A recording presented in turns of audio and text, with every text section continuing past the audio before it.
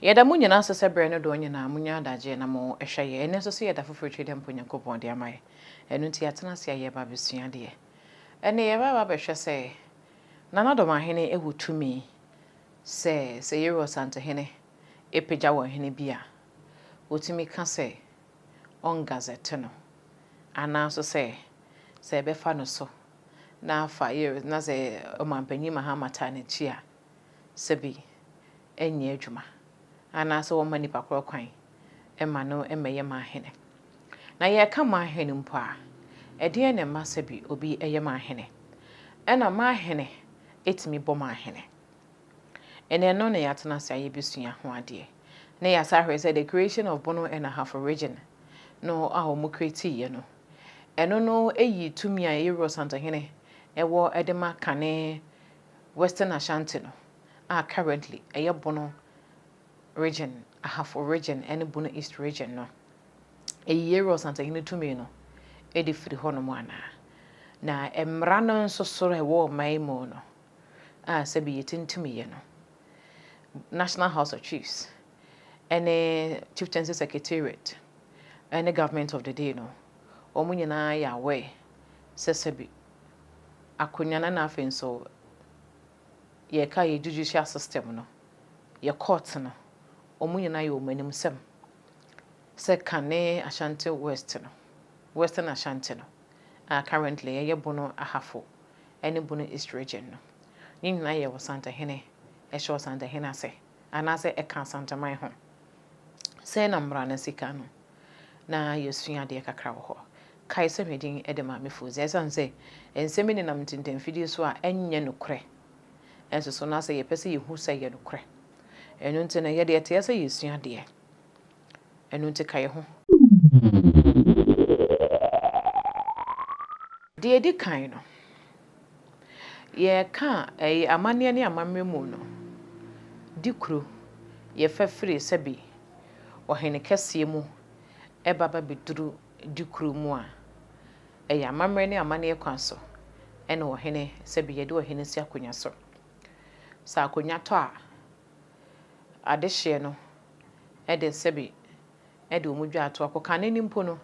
na ye ohema ne abusuampani na hwem no mayi onde hye omayi de opese odi ade no mo de akonya na ma no na ansesese no adehye busua no edoma bamu na adehye mrantia no nso so adedi aye fe yero Santahene aba ma adedi aye fe nti no obi epabi edi enu nti akonya foforo ndi aba ne se adehye mrantia ne nyina atime do modwa ato aba no ohema na abusuampanyi ne ehwema ahwemo yi bi no yi bi a wafre abusuampanyi no de ato nanim so mo hwe na so mu se sa adehye mrantia no kwadu bi ene ne ho no obi obedidi ama akonya ne bi di obedidi ama akonya ne bi edi na wahwe kuro no a na wahwe abusua na sebi omode akonya na ma no eno usoi omode ne bechi ro Santahene wi a omode ne kosi apatam na sese nya Santamem mpo a ye de ne kosi apatam ye de ne si apatam wi a ensa na ye yi na pie na wabesoi a kire ne man na ne nkonya sofo nso esoi e de a kire no omobi omasoa no wabetiri so ede no afakrumu we nsaya no yade no hyede mu sebi apatamu hye no yade ben wo honhom ne honamani sede wo babonten akane no sede no osikasa no won kasa sa bio ne nante bebi akane no wotena di agro ne sede na ne nema setie nyina no ye kye ne sede osibetutu na namomu mpo so wo nante mpo no wotena se a sede wosi ye kire ne nyinara ne akye no honhom fam sede yesi konkunya so sede yesi di ade ne sede yesi ye ne nyina ya kire no enu nti ewie no a honhom ne asase no oman no ene nananom o nyina ye de eje ne tum enti o maji na tum no afei no wababa ye de wababa ye ohene enu nti gazette no saa kwan no so ena nananom bia sebi wo mamu ya kan mamu ena nananom so aka omo so nya kanfo no so omo so wo mamane nanso ne nyina mu ne de ukosie ansa na yeyi wapie ama sebi waba besi bibi de akire wo amanfo na wa kire se ba waba no wo na baba ye omo spiritual leader bibia mu physically and spiritually no wona aba lead se wona aba di wo man no animu sansa afi bia no wo be yi wo man no etimusuo anasa adeduanan bia no wo be yi wo man no etimusuo ahre yedi e de ama wo man no sabre no na gazetten emaye ebra ye create National House of Chiefs no sebi ye kan nananom nyina abo mu no Paramount Chiefs ene nananom wa sub chiefs no ena afenso so ye kan sub chiefs a atena nkonwa a wo mo eya asomfo de ema nkonwa tuntum no se ya abrempondwa se eya amanhene no mudwa no wo nyina no so wo nsuaye a ye de won ne demokrata ye de umudin ekọ amamre mu kyerɛ sɛ ɔhene a sebi wo mpɔtamu ha no sebi ne nkura na sɛ na asomfo mo hye na sene ana ɔhene no nso so enie no na ye gazette no na wo chieftaincy nema na anasa kwan ye fa so si hene na gazette na ye only 5%. Gazette no ye only 5%. Wontimi yentimi gazette o abra wan fa amane ye kwan so amama bedi wo hene amane ye kwan so na ye didi hene ahensie no anasa wo hene no enye political appointment esanse eyesunsumu nyuma wona baba ye oman ni ti enu nti no ye mfa politically ene ye de appoint je se de oman panyi odi kan de no yesua ho ade no ana de to so bio so no ebra na asante se bia so se bia nyado abakosem kire se asante treye eko ba bi bebre na de nkira achem wasa asen na won nyina ne adanse no won kan nyina ye de eka ho nenso so bra 1844 ne mfante no won kan nya beka ho no bra 1844 bond no on nyina de so mbaso asante pa de omo beko buruni ha akoso buruni enti no de ka ye no eye hene eye Ashanti West na afenso so no Western Ashanti ene sebi so sebi nya do ne Ashanti proper ene Ashanti sana meka no eno nti no omampanyi a wodi kan eba ya wodi nchichemu ba ya sebi wodi krata de koma Euro Santa Heneka kire say to serve administrative purpose na nti no in terms of development said the better development ni be call se yakaza Ashanti ni yaka Ashanti Western kamia yese ni nyina ya Ashanti and say development na ba ebi be call baabi ba ko na ye de beba ha no eno no mbechemu mienu eno nti said the better development ne be call asan ebeba Ashanti na asa call Western Ashanti ni nti no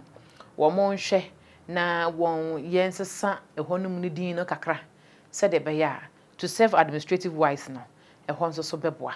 eno nti before the creation of Bono and Ahafo region no Yero Santa Hene Asante man ene sebi abrofo ene aban no enyina atna so no mo ye me ka aban sabe na ye 1951 na ya abrofo ana na ho no mo to ye nhihye enyina ra kire sedie ne sesampo a Yero Santa Hene ene ye de main custodian ewo saa mpotamu ho eno mo sensan ho nkrata nyina ede to so momienko ti asema ye papa lawyer bia oye mranimu ni a sebi wo kan emu kakra ede kire ye be pebre ni de mu details ni nyina ye de ede aba momienko ti mra ko swa wo kumase wo so wan ko swa e bisa na se ade anse o na bonafo aba na nananom se da bi emra na ankire sa emra ne sen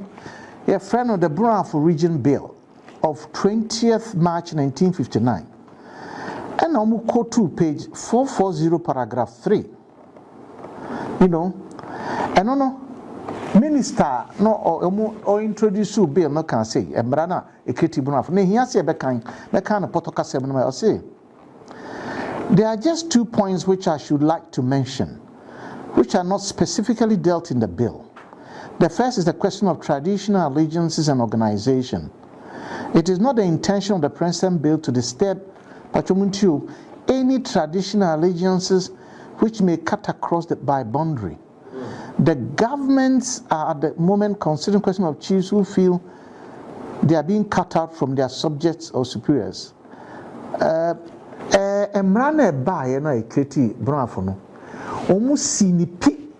sabe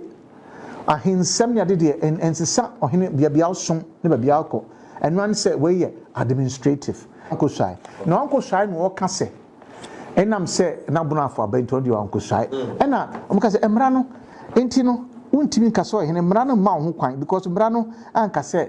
bono afo region no wontimi aba ne enti no ɔhene osom no ne ade no asesa bibia no an sɛ region aba as administrative emu nsɛm no ɛna yakwakotie ɛde aba no na Dormahene ka ne kasa mu no na wo ka sɛ ɛno ne yakwakotie ba nti sɛ region no ye create region and no doesn't mean say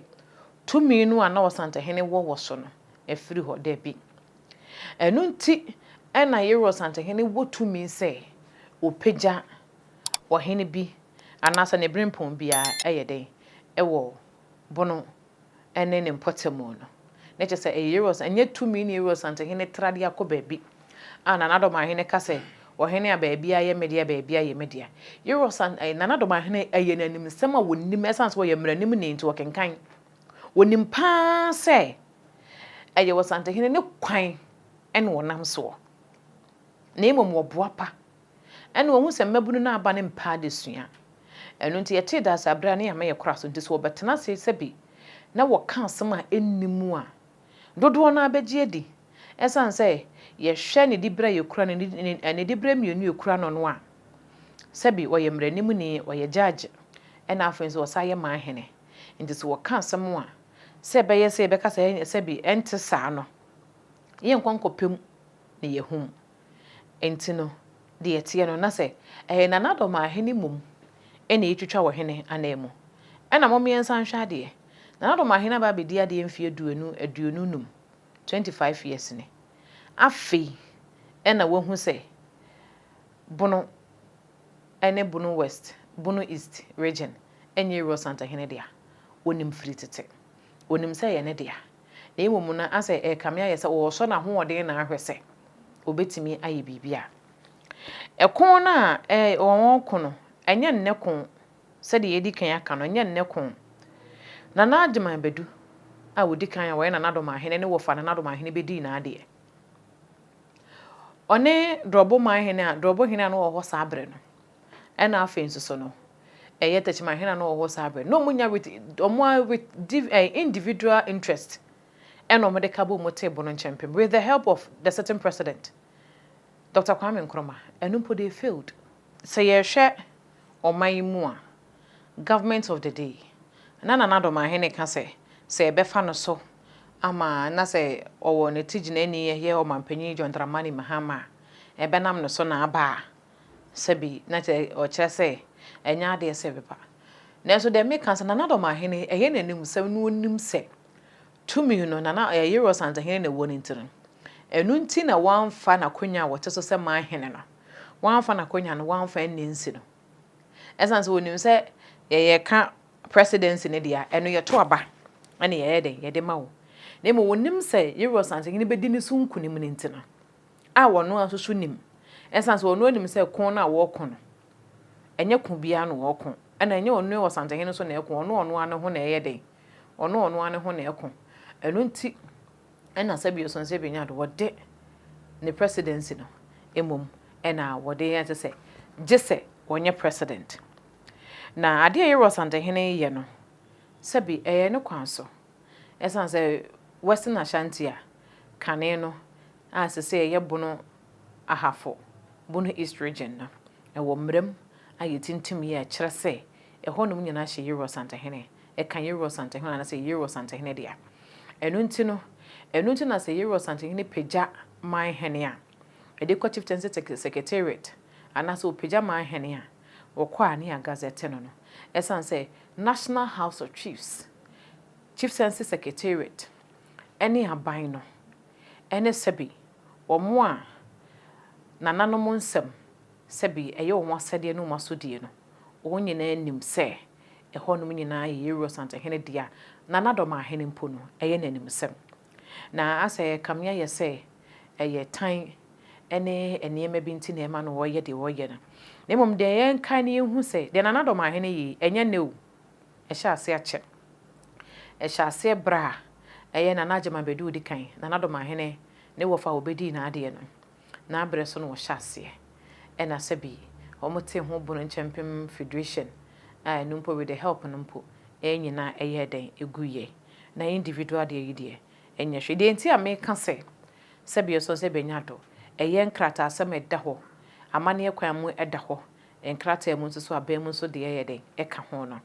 na yɛtumra ne yɛkyerɛ si yɛkura yɛtumre no ɛdi firi so sɛ de bɛyɛ sɛ wokotie bi wɔn tenten video so a wɔka sɛ Dormahene ɛni tumi so pagya Dormahene nti ɔde Dormahene ne ba Bono Regional House of Chiefs and another Dormahene wo tumi sɛ ɔbɛbɔ ato agu anaasɛ ɔbɛpam saa Dormahene no a de make answer another Dormahene ne sɛ tumi no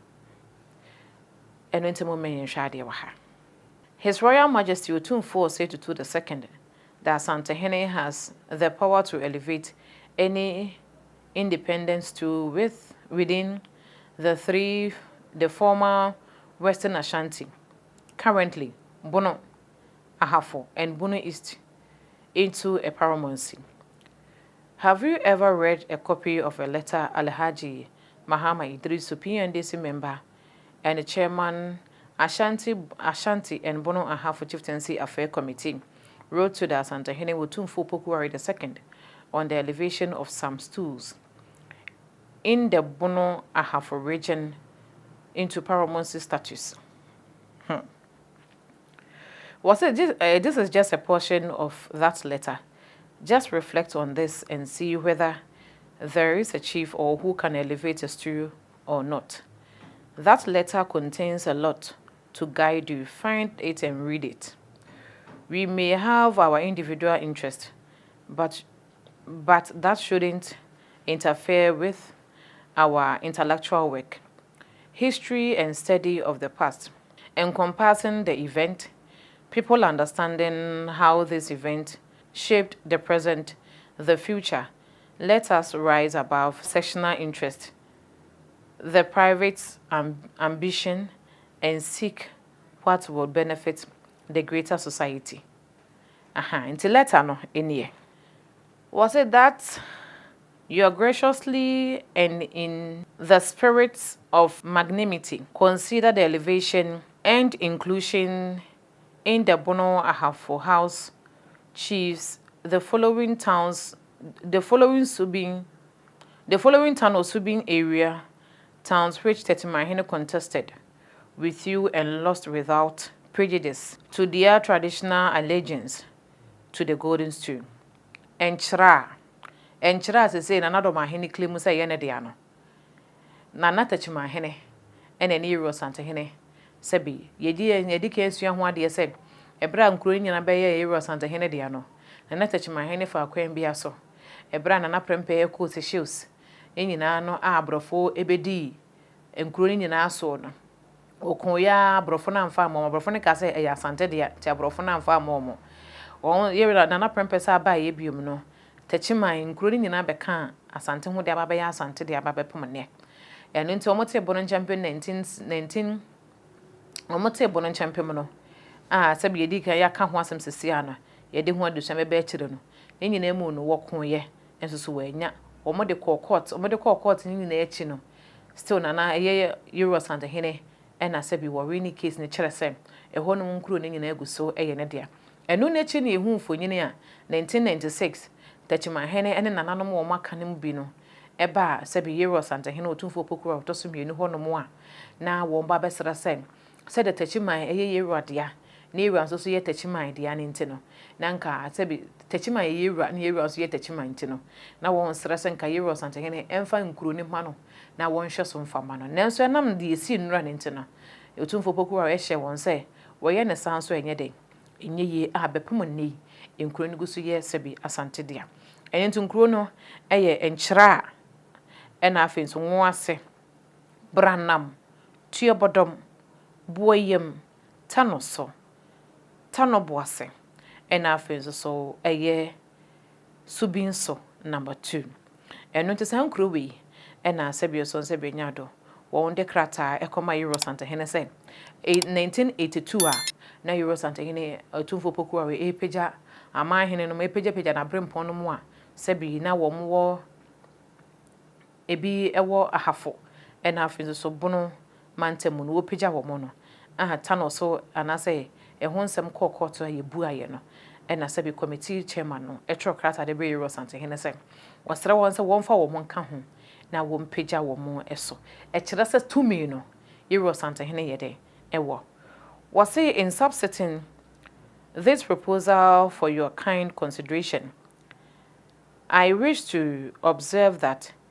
my committee is not aware of the historical focus of the Bono Ahafo situation as well as the strong emotions involved by the present state of affairs. In the true spirit of compromise and national unity, my committee will welcome your kind assistance in the early resolution of the situation which has been of much concern to the government. In the sincere hope that the foregoing proposal will be acceptable to you, I look forward to hearing from you soon. Yours sincerely, Alhaji Mahama Idrisu, PNDC member and chairman for Ashanti and Bono Ahafo Chieftaincy Affair Committee. And our day Ekoma Otumfo Pokuari the second Asantehene Menshia Kumase. And our wade letter no Ekomaye. And untino a mremun sabia son sabia nyato. Ewo mremu yet intime da hono mu a upe bia kenkan obenye bia kenkan ye dia dance se bitumi ni nyina Euro Santehene dia bebia Euro Santehene tumi pemo no ne nkonya tuntum pemo no wo ho kwan eno nti Euro Santehene nkura wakaso bepagya wo mo no 1982 no enkyera wentimi ampagya no eno nti na enkura na ewo se Euro Santehene pagya wo a wan pagya wo nyina no one na say Euro Santehene mfie aduonu no mafidi dai mu no dey busumi ewo Euro Santehene benya mfie aduonu ensia no enu ni mu no wodi bepe obetwa odwura na afenso so wodi apagya wo no eye ne kwanso amamne kwanso ne amane kwanso no wo sa tumi no ena emremu ne amamremu ne sebe chieftaincy mremu no so Euro Santehene wo sa tumi no enu nti na Euro Santehene sebe se wo pagya ma hene wo sa nkuro ne mu a National House of Chiefs yeden eje ne tum esanse sa tumi no wo yeden wo enu nti me wo fa agyeman ensem bi wo hono mu a sebe so sebe nya do eya na yede bible ntam me yenkai se ya adesua ena ye kye ne mom to serve other interest ne de eya na eya asem se ebe ha adwene pa sebe mom yenkai ne hu se enya afe na Euro Santehene be petumi bi enu nti waka se ba bia ye ne de enya ne de na enya ne de ye ne de no enu de woka ye kan woti regional Euro Santehene nyina ba bia nka se woti region ye ne de ni kura woka ho asem eye rara esan se rara nko a ena ye Euro de ena se wo ba santemem nso so a ho nso so ye ne de ena ba bia ne tumi duru no nso so no eye nkuru mi ensa ya asa manta mi ensa ya ka ho asem no nso so sa na te o de fa wotumfo poku ware a woto so mi so esan se sabe na suma na sunyane eye awodumase anase odumase no ye odumase apanima na wotenete eno nti sa man hene so de ma ne mu yeduru no eye ne nkuru ene na panima o mo hye nase no ene ma ne mu yeduru eno nti na amane mu no wa man hene ntimi mpagya man hene ma ne nyi no esan se opagya man hene a wode ne ho wotene ho ne nase won hye wase biem unkuru anasa wasase wote so hwe so ma wo no ebeye ne dia e ma ne fa nti amane mu de ne nsam oduru sen wo no de ne nsam oduru sen ma hene no wona pagya ma hene na nya ma hene ne pagya ma hene ma opagya ne brempo ma ne brempo ne beye pe amane mu no nya sa na tie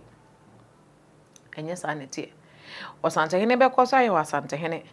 omo anananom omo wo bono be koso aba Asante sansa Asante wo ba ye hwahwa ye jeje wo so ye hwahwa ma otirimu ye wo de sa wo ye ohene ye kire wa hene e kire sede ye sidi asem sansa da ne da nsem be Euro Santehene ho no ne seso bi ni ho enzo so nimdie ne nyansa Nyankopon de adomo no wotena se di asem ha wa wote ho kwa na wo ye ma hyew se asem ya ye ngwongwora yonsi ye ro Asantehene ba mu no asem na ye boko eno nte saa su ni bi no na nana Dormahene mu enie se wo pe nipa wo nchen a ye krokro no jata mpo no jata wamfa akrokro ne nantena untimi nye no Ohene bia nso ni ho wote akonya so asebi oye oba na sebi ese se wotu hufu a opam hufu a hede woto ne bema eno nti so onu nyina ate akonya tuntum so na wonye bema nsen no na tumi kitwa bi a obi di tumi kitwa bi omo ankasa saade ama wo na wo so abegina sa tumi no so de abebisi ne de eno de wontwe ma wo kra esan so ba bie ni ho asebi wote akonya tuntum so obi wote akonya tuntum bia so so yo bema eno nti no eyi wodo ne nkabomu ene kasade ne kasapa ene ye de twi enuanom ye den ebemu kopem se mo behu saade na so kopem se nana Dormahene ne enuanom aka no ebehunu saade no asante nananom bekoso afiri ho no maye den aba gazetten enye bredi kan ni a ye gazette obi akire nsu ahene ene se bi Kenya se number 1 ne Kenya se number 2 ye otumfo poku a wedi kan peja wo mo no ye peja wo mo nanti ebi ye 81 na ebi ye 82 ye peja wo mo ko Bono regional Bono half regional house of chief ne so mo ko ya na gazette wo mo na 1986 ene ebi ko ye 1985 ansana sebi Bono regional Bono and half regional house of chiefs e gazette mo abaye part of a year house na enti sabre nya no mo nya ahemfo no mo ya ahemfo no mba asetena